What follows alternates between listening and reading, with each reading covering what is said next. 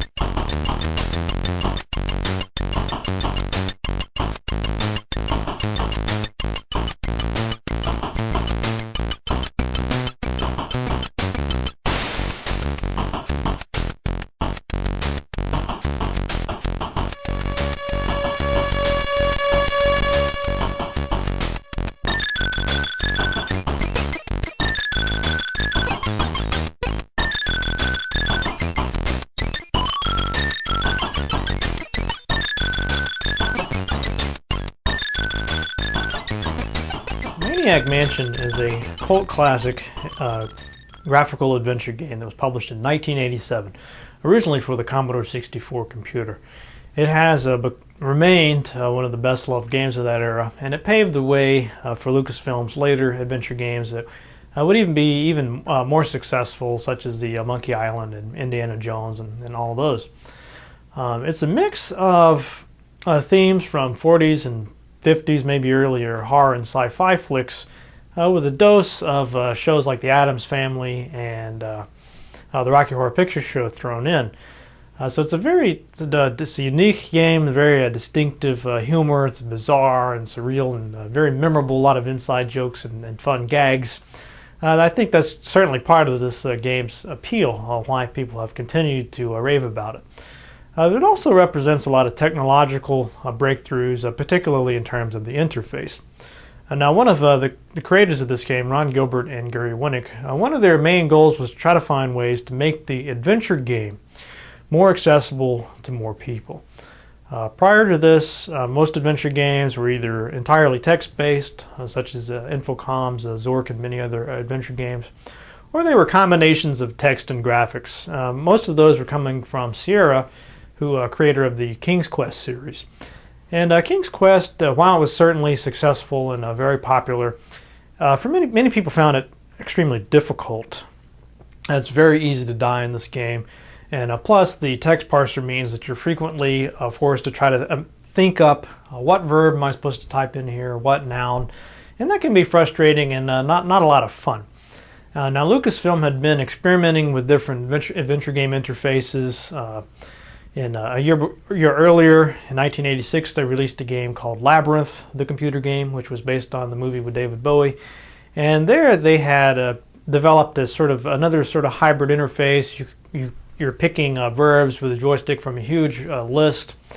And while this may have been a step forward, they weren't quite there yet. Let's just put it that way.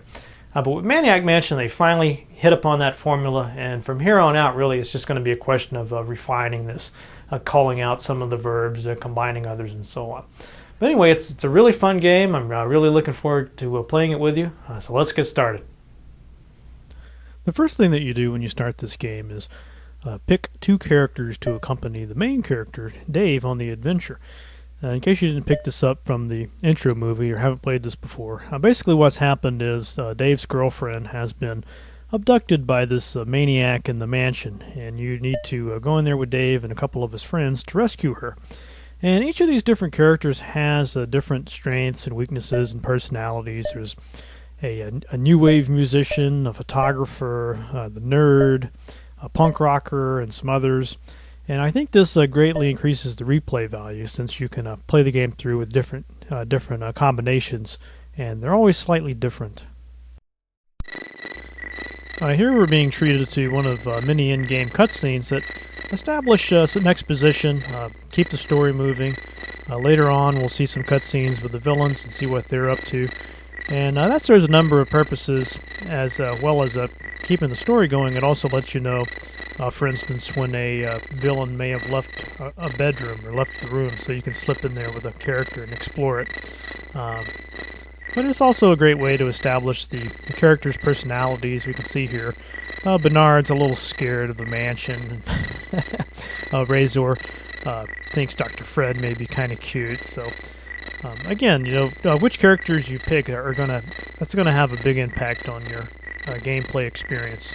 You should appreciate this interface that Lucasfilm put together. You'll notice the very intuitive commands: push, pull, open, close, and so on.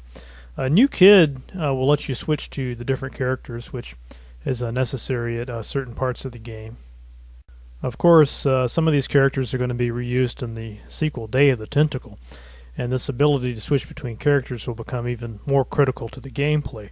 But here's mostly just a nice touch, and also a way to get to keep the game moving if one of your characters gets kidnapped or imprisoned in the dungeon. Now here we're presented with the classic adventure game scenario of a locked front door. Where do you think the key is? I guess some people may have gotten really stumped here. I noticed in the Nintendo version, which I'll show you in a minute, they spell out where the key is for you.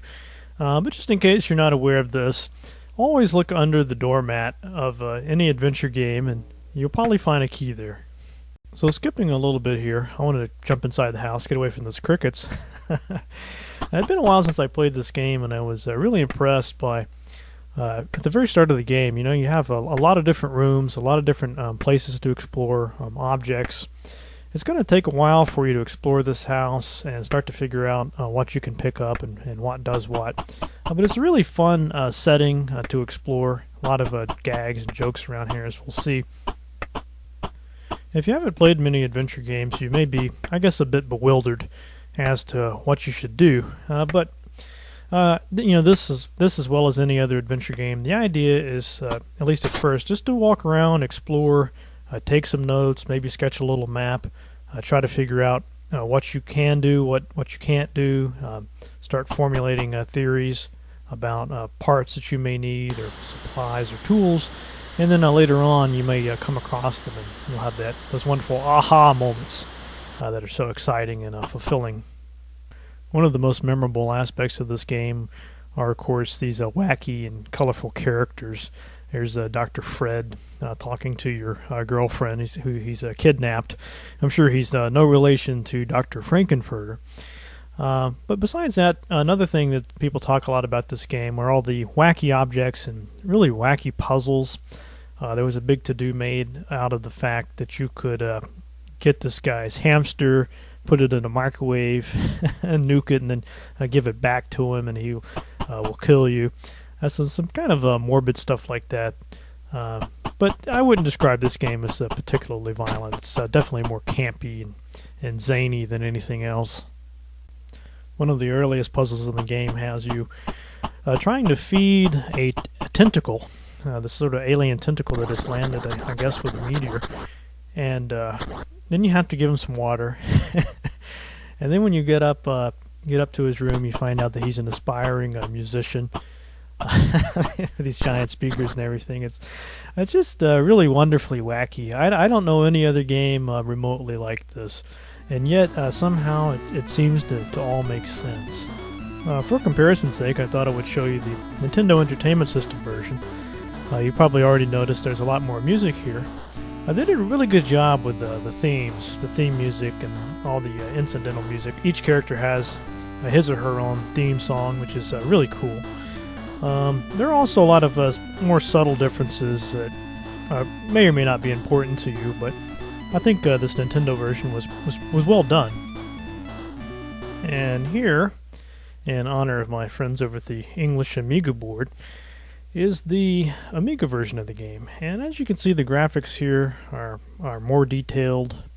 And one nice thing about this version and the Atari ST and DOS versions, of course, are that you can use the mouse, which is a lot easier, trust me on this one, than trying to use a gamepad or a joystick.